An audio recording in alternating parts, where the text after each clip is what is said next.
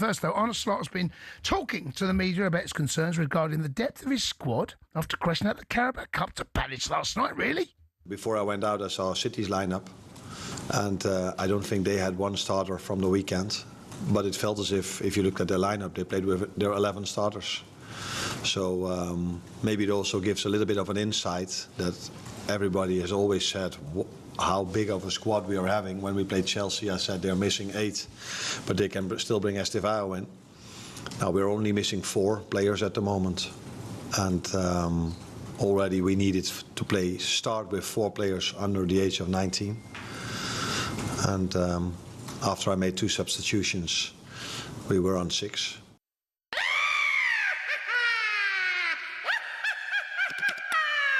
Whooping. On a slot there. Now, I saw those quotes when I woke up this morning, and when you are a team that spends the thick end of £500 million, and as you and I have known as Chelsea fans and City fans will know, no one is ever going to feel sorry for you when you spend that kind of money and then you start complaining about the depth of your squad. No. It's not happening. You're absolutely right. Look, Liverpool are a dysfunctional mess. And there is absolutely no way that Arne Slot, when he talks about why they are a dysfunctional mess, should be referring to transfer strategy, money spent, the depth in other squads. Like, you can't do that when you are effectively the Galacticos. I think Slot's a good manager. I think he can get it right. I think Liverpool can resurrect. I believe Wirtz and Ekitike and Salah and Alexander Isak will combine to do wonderful things at Liverpool. But this feels like a bit of a cop-out. It feels like a little bit of a coward's way out.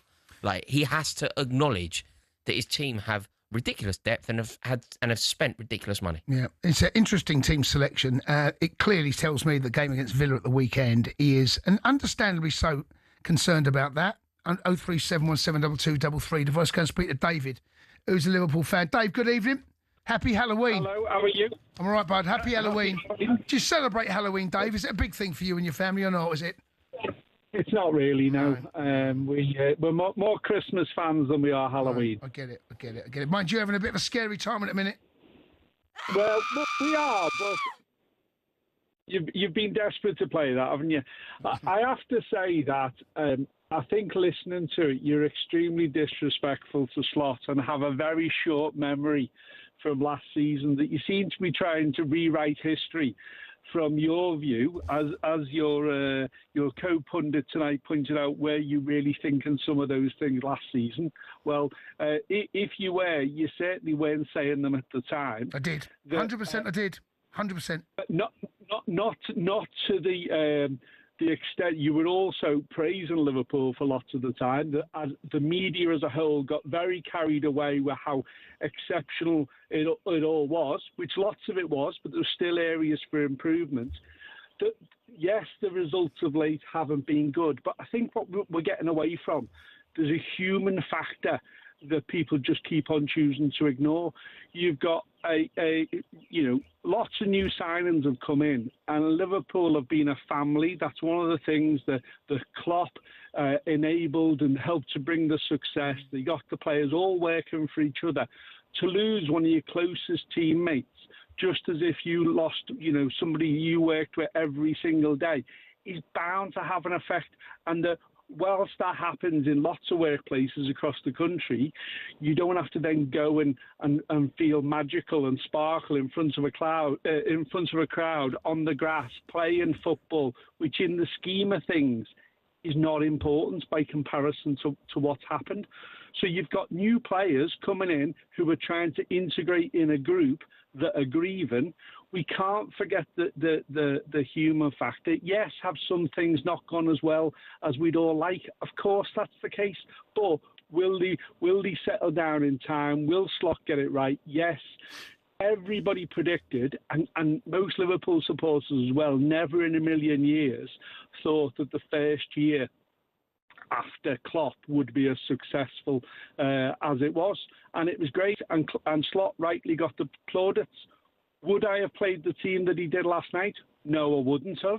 But I also understand with a few injuries, he's got to make these choices because the other games are more important. Yeah, look, obviously we understand exactly the point you're making, but there's going to come a point where his job is going to be put in question. You lose the next 3 games, David, right? And they're big games, by the way. You lose the next 3 games, and it's a crisis. Will you agree with that? It's a crisis now. No, I don't agree. Not. It's a crisis. It's not. No. Look, What about if you lose against Villa? No, I still don't. It will look. Real Madrid? At the start of this season, right? Did I think that we were likely to defend the title? This is before all the signings when Jota tragically passed away.